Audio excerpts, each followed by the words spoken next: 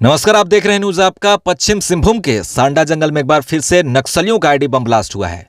नक्सलियों ने cooker pressure ID बम जमीन पर गाड़ कर रखा था, ऊपर से सिरिंज लगाया था और पैर पड़ते ही ब्लास्ट हो गया, जिसमें कोबरा 209 बटालियन के एसआई जितेंद्र दानी घायल हो गए हैं और इलाज के लिए उन्हें एयरलिफ्ट कर रांची लाया गया। चलिए जानते हैं पूरे घटनाक्रम के बारे में विस्तृत रूप से कि आखिर ये घटना कैसे हुई। अब तक मिली जानकारी के अनुसार काफी लंबे समय से सांडा जंगल के छोटा नागरा और बलिबा इलाके में नक्सलियों की गतिविधि देखने को मिल रही थी, जिसको लेकर एक ज्वाइंट टीम बनाकर सुरक्षा बलों के जवानों ने उस इलाके में घेराबंदी करना शुरू किया था, क्योंकि करोड़ों रुपए के इनामी नक्सली पिछले 1 सालों से बलिबा के आसपास के जंगली पहाड़ी इलाके में मौजूद थे। मवाद संगठन के बड़े इनामी नक्सली और उनके दस्ते के कुछ लोग कोल्हान वन क्षेत्र, सरजोमबुरु, तुम्बाहाका इलाके को छोड़कर छोटा नागरा थाना क्षेत्र के जंगलों में शरण लिए हुए थे। कुलेबुरु, कलिदाबाद, थोकलोबाद, बहदा, दिकुमोगा, मरांगपोंगा, उसुरिया, ये तमाम इलाकों में नक्सलियों द्वारा समय समय पर पोस्टरबाजी की जाती रही है। कोल्हान के बाद सांडा के ये तमाम इलाके नक्सल प्रभावित इलाकों में अब तब्दील हो गए हैं।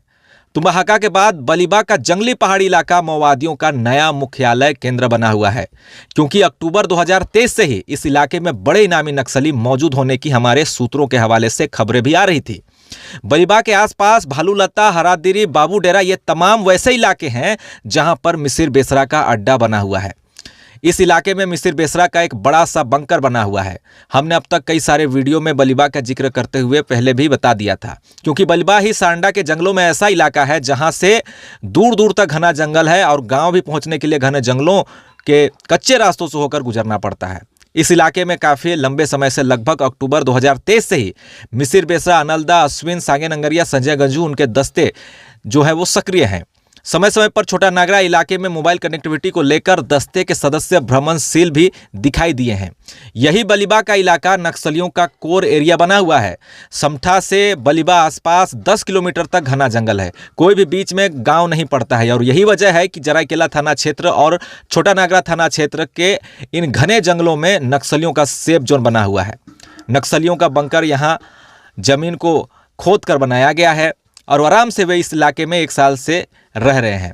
मगर 1 सप्ताह पूर्व में ही सांडा के कई इलाकों में नक्सलियों का दस्ता अलग अलग क्षेत्रों में देखने को मिले थे, जिसके बाद से ही नक्सलियों की मूवमेंट को ट्रैकिंग किया गया। आपको बता दूं कि गुप्त सूचना मिली थी कि बलिबा के आसपास बड़े इनामी नक्सली मौजूद हैं।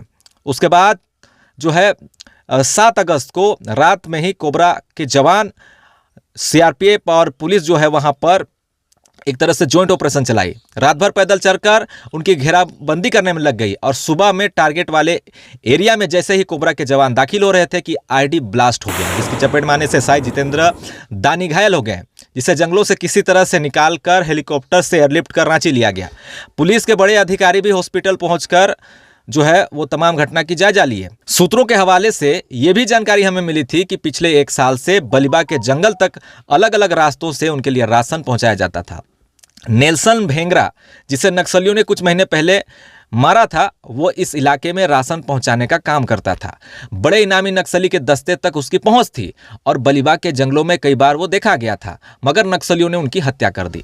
नक्सलियों ने जिस तरह से सरजमबुरु, तुम्बाहाका में आईडी बम बिछाए थे, उसी की तर्ज पर बलिबा इलाके में जंगलों में आईडी बम भी बिछा दिए हैं, क्योंकि जंगलों में दाखिल होने के लिए बलिबा गाँव होकर ही जाना होगा। 1 साल पहले तक हमें यह सूचना मिल रही थी कि बाबू डेरा फॉरेस्ट हाउस के आसपास 50 की संख्या में मिसिर बेसरा का दस्ता सक्रिय था और तभी से उन तमाम इलाकों में बम लगाना शुरू किया गया जहां जहां से सुरक्षा बल के जवान की आने की संभावना हो सकती है। नेक्स्ट वीडियो में आपको बताऊंगा कि नक्सलियों के इस बम जाल से अब तक क्या क्या नुकसान पहुंचा है और इस तरह से कोल्हान के बाद सांडा में भी बम जाल बिछाने से क्या क्या हो सकता है। तमाम तरह की अंदरूनी रोचक जानकारियों के लिए हमारे चैनल से जुड़े रहें, देखते रहिए न्यूज़ आपका। धन्यवाद।